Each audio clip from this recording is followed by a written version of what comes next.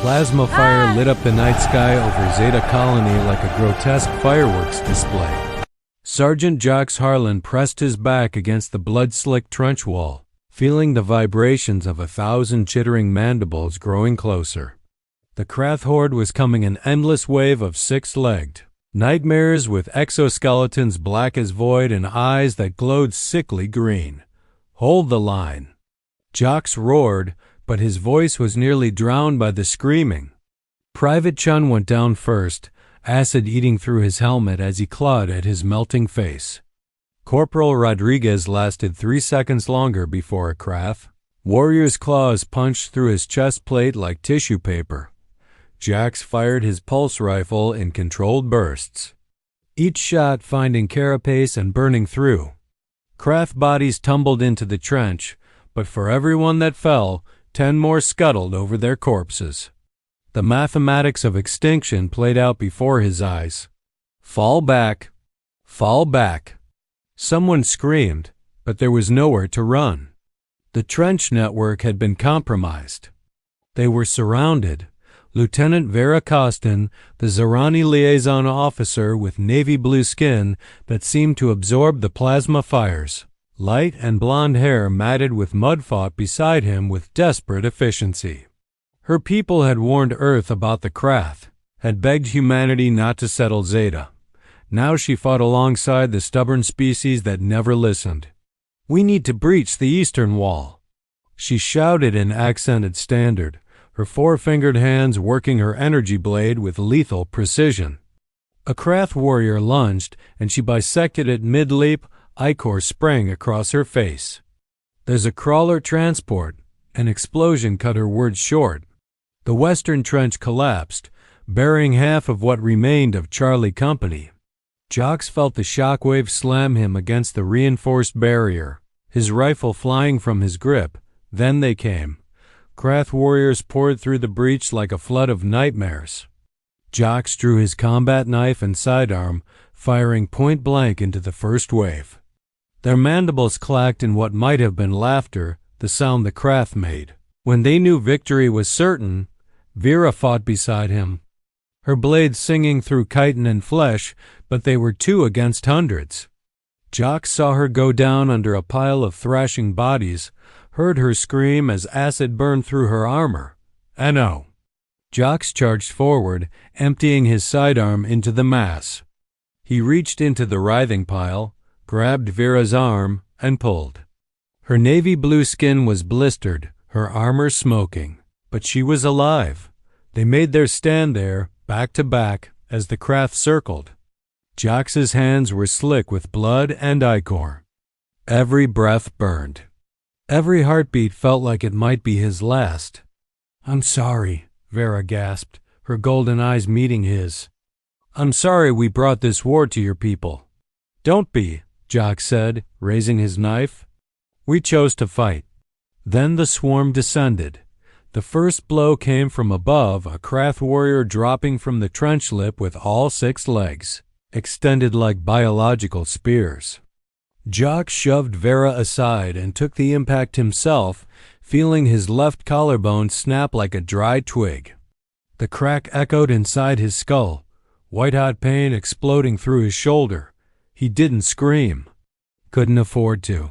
His knife found the Krath's soft underbelly, plunging deep into the neural cluster. The creature convulsed and died, but 3 more replaced it instantly. Jacques rolled, felt ribs fracture 3, maybe 4, as a clawed foot stomped down on his chest. The boot print of extinction. "Harlan!" Vera's voice cut through the chaos. She'd recovered her blade, was carving a path toward him through chittering bodies. But she was limping, her left leg nearly useless. Jacques grabbed the dead Krath's leg and swung the corpse like a club, buying himself seconds. His right arm hung wrong radius snapped, he noted distantly, the broken ends grinding with every movement. The pain was becoming white noise, a constant scream his mind was learning to ignore. A spray of acid caught his side. He felt the burn through his combat suit, felt flesh sizzle. His combat training screamed at him to stop, drop, neutralize. but there were mandibles inches from his throat, and stopping meant dying. He headbutted the warrior, felt his nose shatter. Blood filled his mouth, the copper taste mixing with the acrid stench of Krath ichor. His left hand found a discarded plasma pistol, Chun's or Rodriguez's.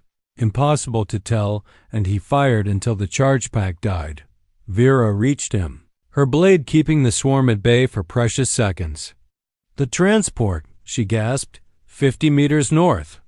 "We can." A Krath berserker twice the size of the warriors, bred purely for slaughter, crashed through the melee. Its massive claw caught Jox's legs in a scissoring motion.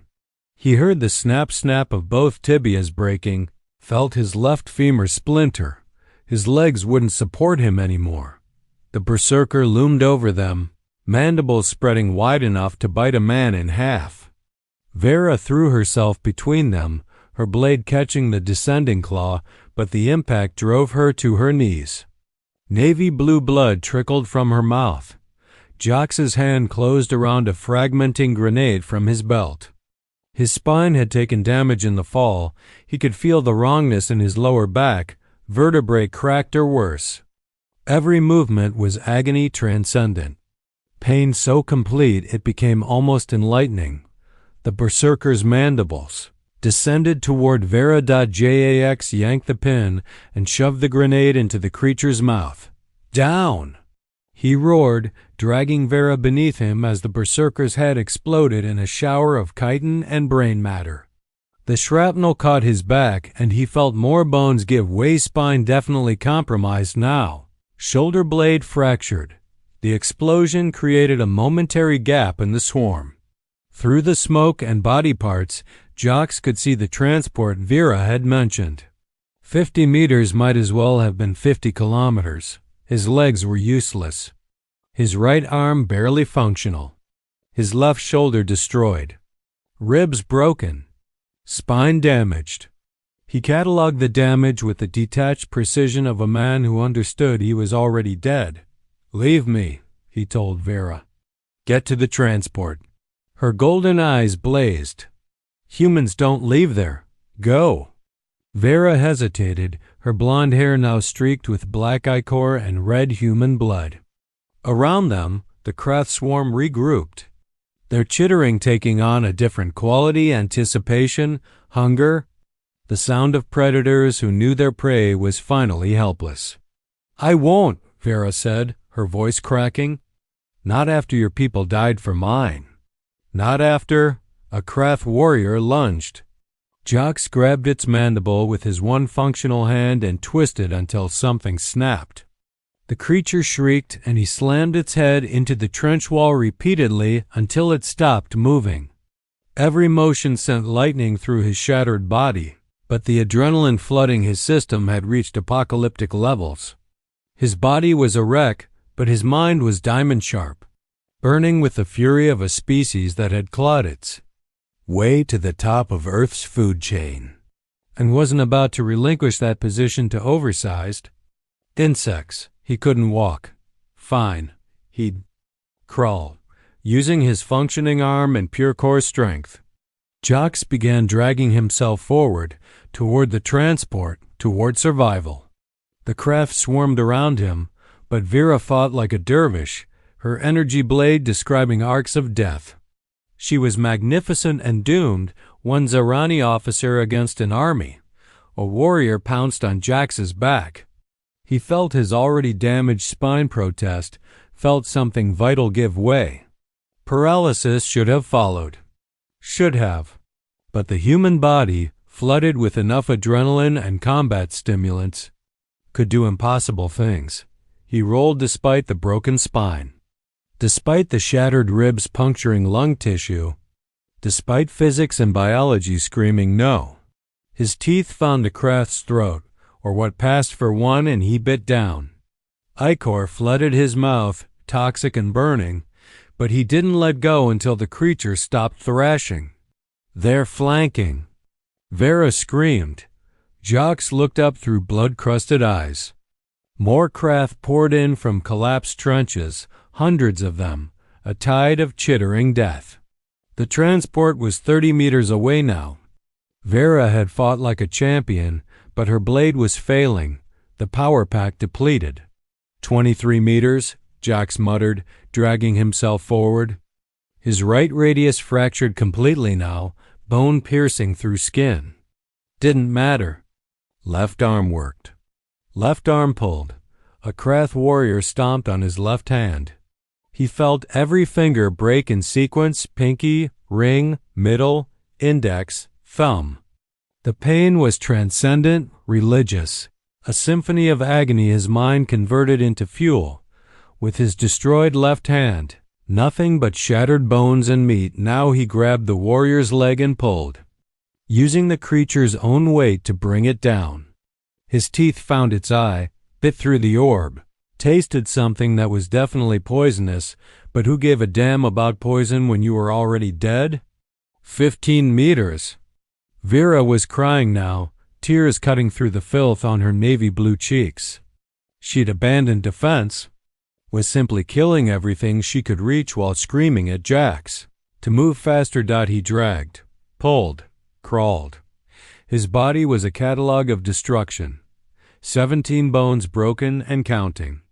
Internal bleeding painting his organs, spine damaged, both legs useless. Medical science said he should be unconscious or dead. Medical science had never met a pissed-off human. 10 meters from the transport, Jax's world had narrowed to a tunnel of red-tinged vision and the simple equation of distance versus time. Each pull of his working arm moved him perhaps 30 centimeters. Each movement took approximately 2 seconds. Math said he wouldn't make it. Math had never been very good at predicting human behavior. Vera had fallen back to guard his crawling form directly, her energy blade finally dead. She fought with a Krath warrior's severed claw now, using the creature's own biology against them. Her navy blue skin was painted red and black, her blonde hair matted into ropes. She was beautiful and terrible, an alien officer who'd learned to fight like a human, dirty, desperate, and absolutely without quit. "Harlan!" she gasped. "The transport, I can get it started, remote override, but—" "Do it!" he roared, not pausing his crawl. His vision was graying at the edges. Blood loss or spine damage or just the accumulation of too much trauma, impossible to say.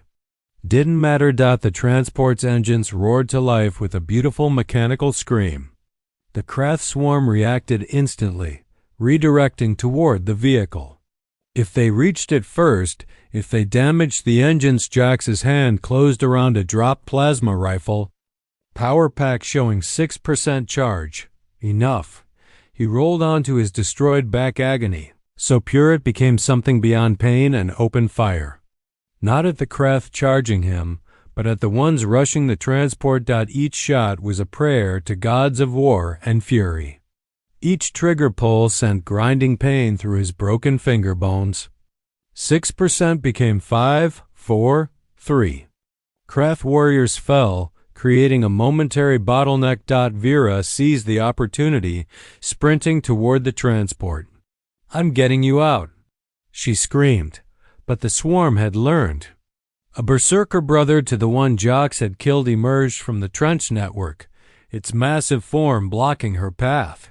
She tried to dodge, but her wounded leg betrayed her. The berserker's claw caught her across the torso, sending her flying. Something primal snapped in Jax's mind. The berserker began advancing on Vera's crumpled form. She wasn't moving. The navy blue skin that marked her as Irani was split open, showing darker blue blood beneath. Jax couldn't walk. Couldn't even crawl anymore. His remaining functional arm had gone numb. Nerve damage from his shattered collarbone, probably. By every measure, he was finished. He started dragging himself forward with his elbows. Both broken.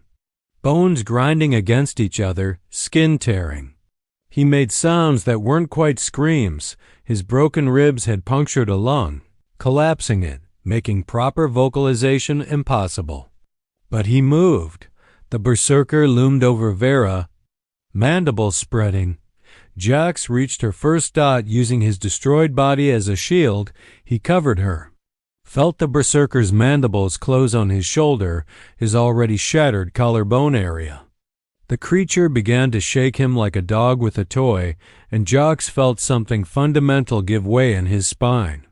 True paralysis spreading from his waist down now, creeping upward. His right arm, the one with the snapped radius, reached up, grabbed one of the berserker's eyes and pulled. The orb came free with a wet pop. The berserker screamed, dropped him. Jax fell across Vera's body, his blood mixing with hers. Jax's world was darkness and pain. But through the haze, he heard it, the beautiful, mechanical thunder of human reinforcements. Gunships screamed overhead, their cannons turning the craft swarm into pulp. Plasma fire lit up the trench network like daylight. But the berserker wasn't finished.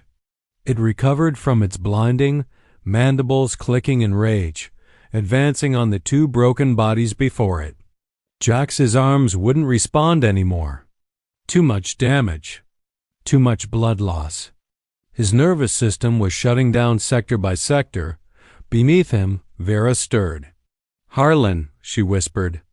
"Your people are here." "You did it." "Not done," he managed through his collapsed lung, blood bubbling on his lips. The berserker was 3 meters away. 1.J Aches Harlan. With 17 broken bones, a punctured lung, a shattered spine, and approximately 3 minutes of consciousness remaining before blood loss or shock killed him. Made his last stand. He couldn't move his arms or legs. But his head worked. His neck muscles still responded as the berserker's mandibles descended for the killing blow. Jax lunged forward, just his head, his teeth, the most primitive weapon in humanity's arsenal. He bit into the wound where he'd torn out the creature's eye, bit deeper, felt his teeth scrape brain matter, and he didn't let go. The berserker thrashed. Jax's teeth, augmented by military-grade calcium supplements and pure animal fury, held firm. He tasted toxins, felt poison flooding his system from the berserker's ichor. Didn't matter. Nothing mattered except killing this thing before it killed Vera. His jaw muscles screamed. His teeth cracked from the pressure.